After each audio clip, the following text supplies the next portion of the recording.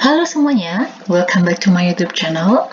Oke, ini kita lanjut ya untuk part yang kedua, untuk soal UAS, ujian akhir semester kimia untuk kelas 10 ya. Part satunya teman-teman ada di semuanya, bisa cek di playlist, itu udah ada. Oke, kita mulai untuk soal yang pertama. Kalau seperti ini ya, kalau soalnya itu terlalu panjang, biar lebih cepat nih untuk ngitungnya. Oke, perhatikan dari ada reaksinya aja nih.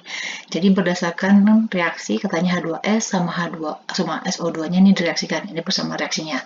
Dan teman-teman ingat ya, kalau misalnya ada persamaan reaksi ini dicek dulu apakah udah setara atau enggak. Oke, ini yang pertama sekali dikerjakan. Terus setelah itu di sini diketahui 6,8 gram H2S direaksikan dengan gas SO2 pada suhu dan tekanan yang sama. Oke, yang ditanya adalah massa belerangnya berapa. Oke, kita buat nih reaksinya dulu. Kita tulis ulang ya, supaya ada space nulisnya. Ditambah SO2, jadinya 3S plus 2H2O. Oke, kita cek nih. Di sini hanya udah 4, di sini udah 4, oke, sama. Di sini hanya ada 2, di sini tambah 1, 3, di sini 3, oke, udah, oksigennya udah sama, oke. Di sini yang diketahui adalah massa dari H2S. Oke, ingat ya, kalau ada massa, kita harus mencari apa? Kita cari mol. Oke, rumusnya adalah massa per mR. Oke, massanya 6,8 per mR-nya. Di sini kan H2S ya. Oke, H2S berarti di sininya hanya ada 2. Untuk satunya nilainya 1, berarti di sini ada 2. Ditambah S-nya kan di sini ada 1. Nilai ARS itu adalah 32. Nih, berarti jumlahnya adalah 34. Oke, ini 34. Berarti kalau 6,8 dibagi 34 itu sama dengan 0,2 mol. Oke, berarti ini ya yang diketahui, ini 0,2 mol. Oke, yang ditanya adalah berapa massa belerang. Oke, belerang itu yang ini. Sebelum kita cari massa, tadi kan rumusnya ini ya. Nah, mol sama dengan massa per mR. Berarti sebelum kita mau cari massa, kita harus cari dulu nih, berapa mol F-nya. Oke, caranya yaitu dengan menggunakan perbandingan koefisien. Bisa juga dengan seperti ini. Untuk duanya, nilai molnya 0,2. Berarti untuk tiganya berapa? Oke, atau misalnya bisa juga pakai menggunakan perbandingan koefisien ya. Jadi koefisien yang ditanya, oke, itu makanya gunanya di reaksi itu disetarakan dulu. Karena angka yang depan ini, koefisien itu bakalan digunakan untuk dalam perhitungan. Oke, koefisien yang ditanya itu 3. Yang udah diketahui molnya, berarti pot 2 dikali mol yang sudah diketahui, yaitu 0,2. Oke, berarti ini sama dengan 0,3 mol. Yang ditanya adalah massa. Ya kan? Ingat lagi nih, kalau massa yang ditanya berarti kali silang. Berarti mol dikali dengan, ini AR ya, karena kan ini S. Oke, MR itu untuk senyawa, AR itu untuk unsur. Molnya sama dengan 0,3, oke, dikali, hati-hati. Di sini nggak dikalikan koefisiennya. Oke, yang dikalikan itu adalah untuk jumlah indeksnya, ya. Jadi bukan dikalikan dengan nilai koefisiennya. Berarti di sini dikali 32, ya. Berarti 0,3 dikali 32, berarti nilainya adalah 9,6 gram. Bisa? Jadi jawabnya adalah yang D. Oke, jadi hati-hati, ini tidak dikali 3. Bisa ya?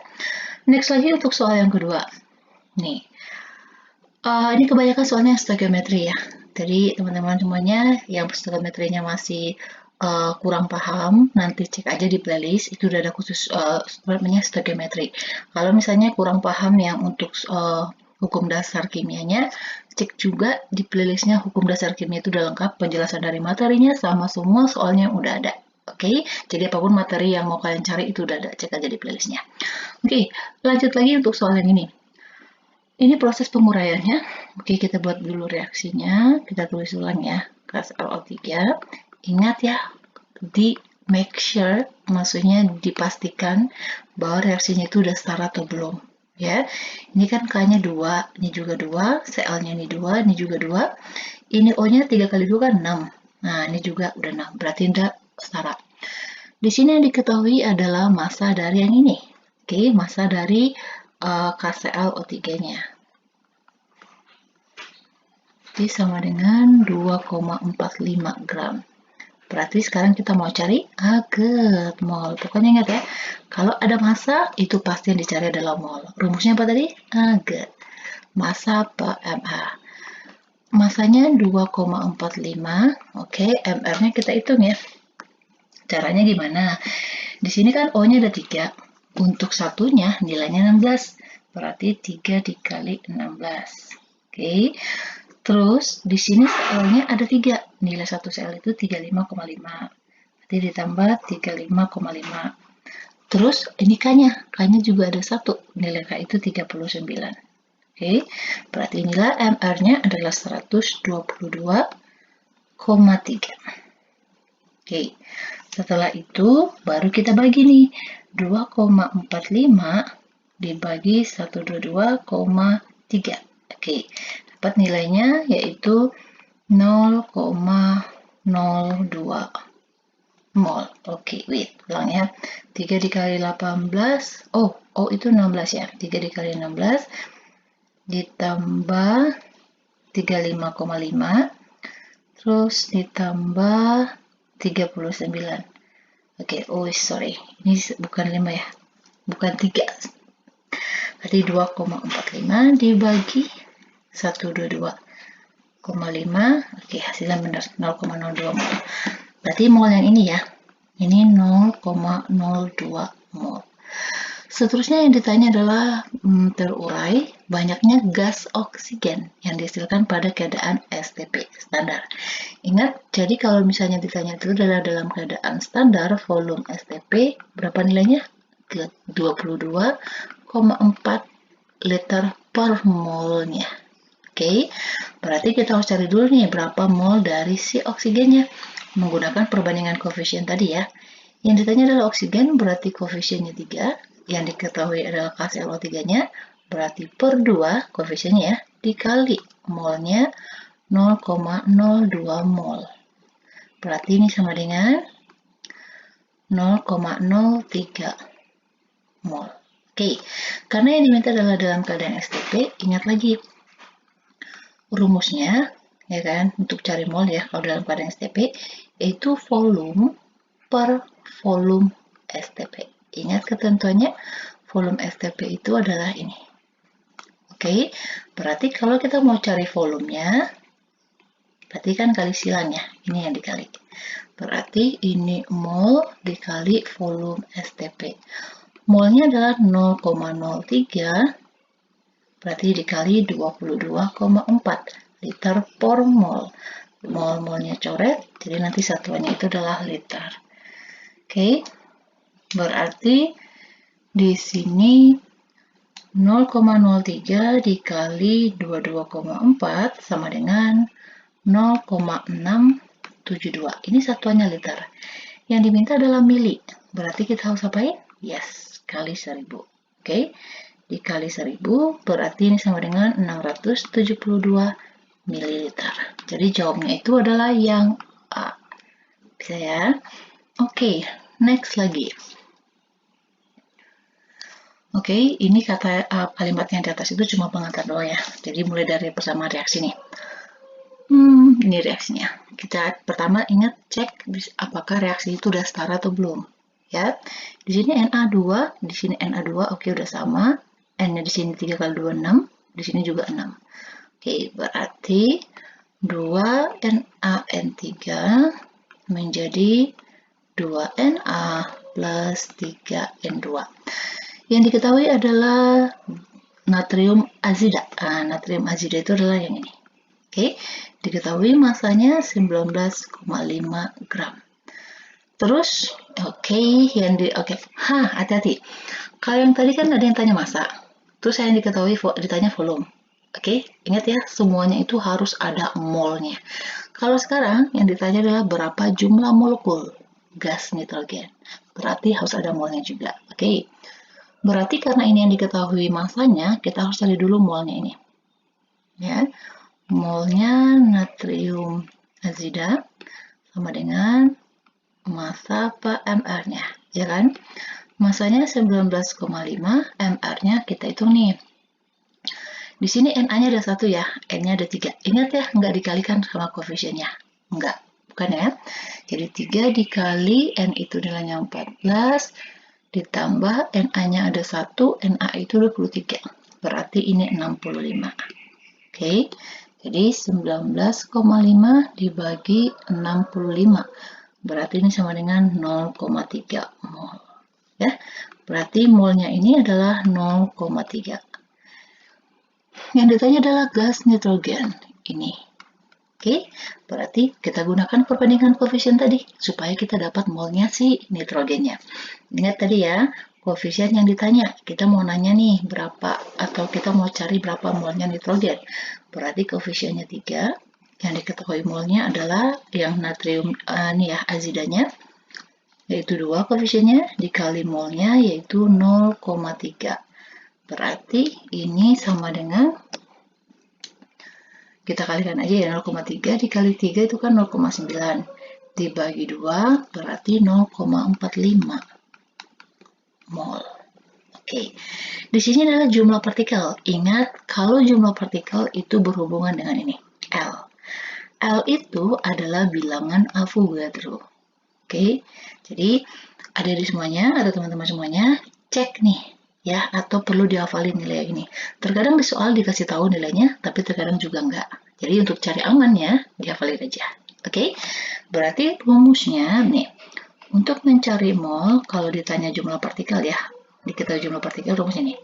Jadi jumlah partikel ya, jumlah partikel di sini bisa atom, bisa molekul, oke, atau mungkin bisa ionnya juga. Ini dibagi dengan nilainya L. Itu yang tadi ya, bilangan Avogadro. Di sini yang ditanya adalah jumlah partikelnya atau jumlah molekulnya. Berarti ini dikali. Oke. Berarti jumlah partikel dari N2 ya, itu sama dengan molnya tadi 0,45 mol. Hati-hati nih, mol yang kita pakai molnya nitrogen ya, nggak mungkin pakai mol natrium azidanya. Dikali tetapannya yaitu 6,02 dikali 10 pangkat 23. Berarti dikali 6,02 sama dengan nih 2,709 dikali 10 pangkat 23. Berarti jawabnya adalah yang D. Oke, gampang ya. Oke, next lagi. Nah, hitungan lagi. Sebenarnya ya, ini semuanya hitungan stoichiometry. Tetapi kalau misalnya teman-teman semuanya udah tahu konsepnya, apapun yang dicari itu pasti bisa. Ya, asal perhatikan dulu sebelum ngitung, perhatikan dulu yang diketahui itu apa. Ya, kalau sekarang adalah sebanyak aluminium. Oke, ini reaksinya. Kita tulis dulu nih reaksinya. 2Al ditambah 3 asam sulfat menjadi aluminium sulfat. Oke, plus hidrogen. Oke, ini 2 Al-nya, di sini juga 2. Oke, di sini SO4-nya 3, ini udah oke, udah sama ya. Terus yang diketahui di sini apa nih? Massa. Al-nya diketahui massanya. Berarti kalau ada massa cari apa? Oke, good. Cari mol. Jadi cari mol Al sama dengan massa per AR ya, karena dia adalah unsur. Massanya adalah 5,4, AR-nya itu adalah 27. Berarti 5,4 dibagi 27 sama dengan 0,2 mol. Oke, taruh di sini. Ini 0,2 mol. Terus, oke, dalam. Ini katanya aluminium direaksikan dalam 400 ml asam sulfat 1 molar. Oke. Diketahui volumenya 400 ml. Terus diketahui konsentrasinya 1 molar. Oke. Ini bisa juga kita cari mol. Ingat rumusnya kalau ada ini yaitu molar sama dengan mol per volume. Berarti kalau kita tanya molnya, berarti kali silang aja. Berarti molar dikali volume. Hati-hati, ini kita harus ubah dulu. Karena satuan dari molar ini itu adalah mol per liter. Ini kan masih mili. Jadi dibagi 1000 ya, 400 dibagi 1000 berarti 0,4 liter.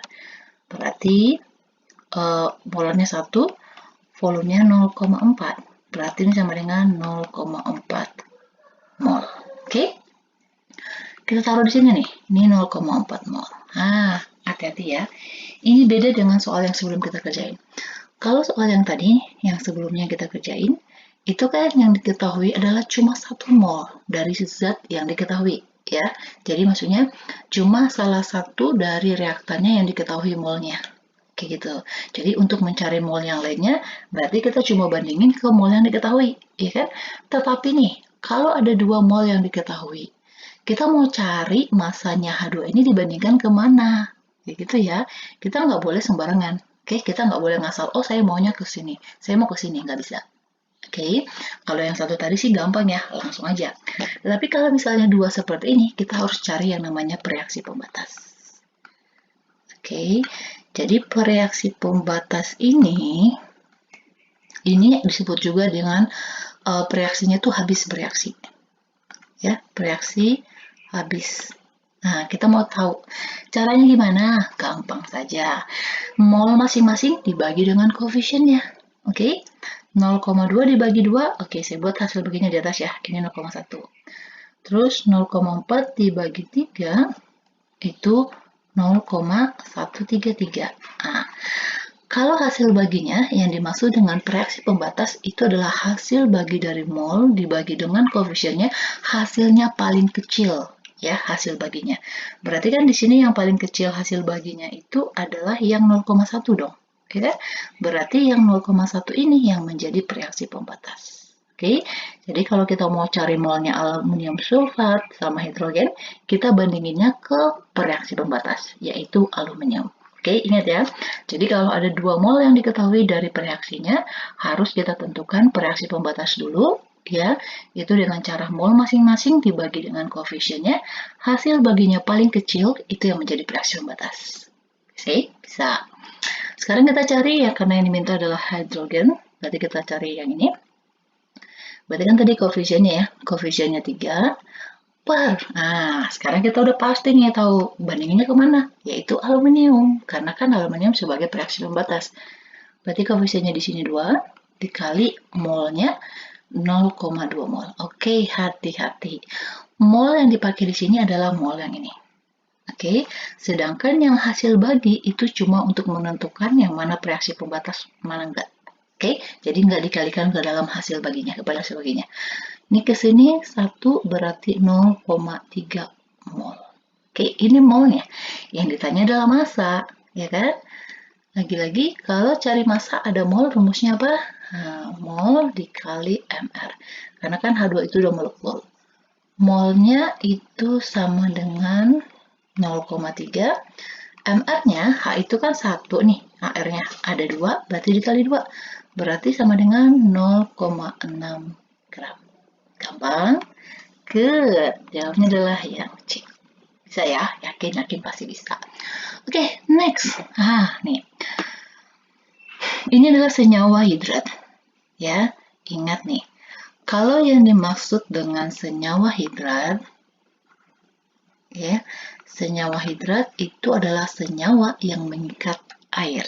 Ya, contoh, misalnya ini kan kita mau tahu nih berapa rumusnya. Ini kan ada X ya.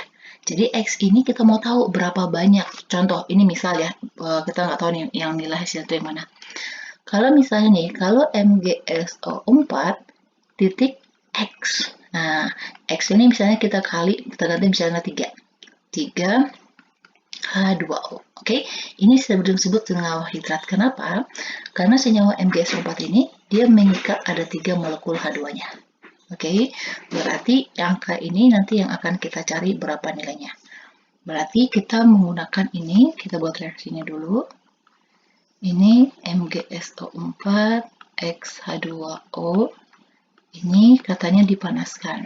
Oke, kalau dipanaskan berarti airnya menguap dong, ya kan? Berarti nanti bakalan terpisah.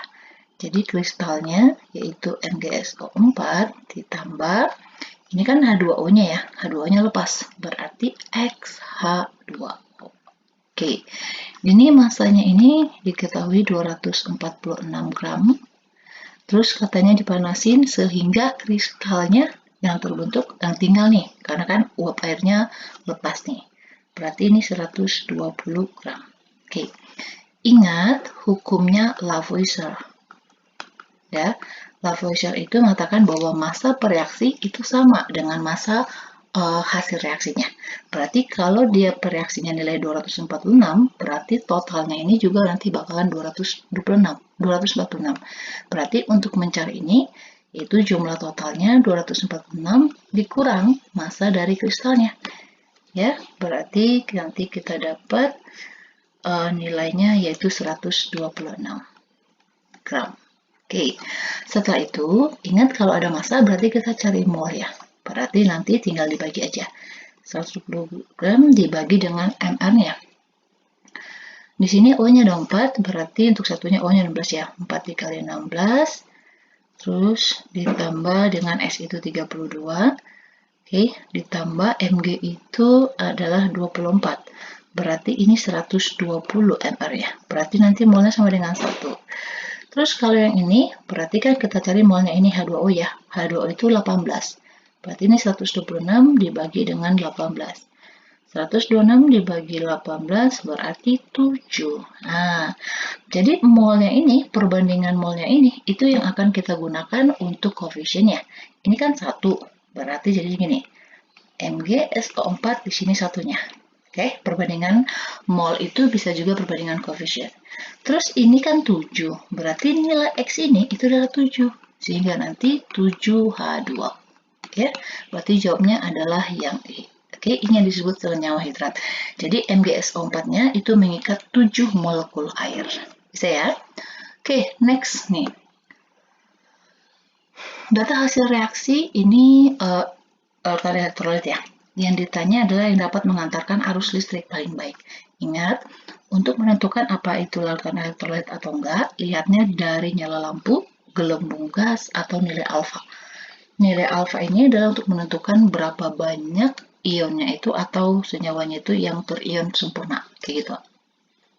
Di sini katanya yang paling baik, berarti kan elektrolit itu ada 2 ya. Oke, ada elektrolit kuat dan ada elektrolit lemah. Oke, dan satu lagi ada yang namanya non-elektrolit. Oke, kalau elektrolit kuat itu udah pasti ya nilai alfanya sama dengan 1. Kalau lemah itu berarti di antara, antara 0 sampai 1. Kalau non-elektrolit itu 0. Oke, berarti yang udah pasti ya, ini aja lihat nih, ini 1, ini juga 1. Ya kan? Ini terang, banyak. Oke, udah jelas ya. Berarti air laut dan soda. Jawabnya adalah yang B. Oke. Sedangkan kalau ini, jangan masih dekat ke 0 ya. Ini adalah yang lemah. Oke, ini udah mendekati, tetapi ini masih termasuk lemah juga. Kenapa? Kan ini redup, ini juga sedikit. Nah, ini juga. Oke, bisa ya. Nanti teman-teman cek juga di playlistnya udah ada untuk elektrolitnya. Oke, soal yang terakhir. Perhatikan beberapa, ini ada pasangan larutannya. Yang ditanya adalah yang memiliki daya hantar listrik sama kuat. Oke, pasangan larutan yang memiliki daya hantar listrik sama kuat. Sebelumnya harus tahu ya yang mana yang elektrolit, mana yang enggak. Jadi kalau yang elektrolit berarti kita bisa ionkan menjadi ion-ionnya. Tetapi kalau dia non-elektrolit itu berarti nggak bisa diionin. Ya, oke, berarti ini menjadi H+ ditambah F-. Kalau ini CH3COOH, ini menjadi CH3COO- ditambah H+. Terus BaOH 2 kali, ini jadinya Ba2+ ditambah 2OH-. Sedangkan kalau CO, NH2, ini ada duanya ya, 2 kali, ini adalah urea. Dan urea ini itu adalah non-elektrolit. Oke, berarti ini nanti tetap nilainya 2M. Nah, jadi supaya lebih cepatnya, ini ya, ini ada 1, ini 1 nih, tapi nggak ditulis. Oke, supaya lebih cepatnya, dikalikan aja jumlah dari ionnya dikali dengan kemolarannya. Berarti kan ini jumlah dari ionnya itu kan ada 2. 1 tambah 1 ada 2 dikali 2. Ini kemolarannya. Berarti sama dengan 4. Ini juga ada 2. Ini kali 2. Berarti juga ada 4. Kalau ini 1, 2. Ini 2 ya, bukan 12 ya. 2. Ini berarti 3 dikali ini 2. Berarti ini 6. Ini kan nggak dikali apa-apa ya, karena kan dia nggak terion, berarti cuma 2. Yang ditanya adalah memiliki kuota arus yang sama, berarti yang nilai sama. Nah, jadi jawabnya adalah 1 dan 2. Oke, demikian dulu untuk pembahasan kita. Jangan lupa di subscribe dan juga di share ya buat teman-teman semuanya, supaya mereka bisa juga tahu nih. Oke, demikian dulu. Terima kasih.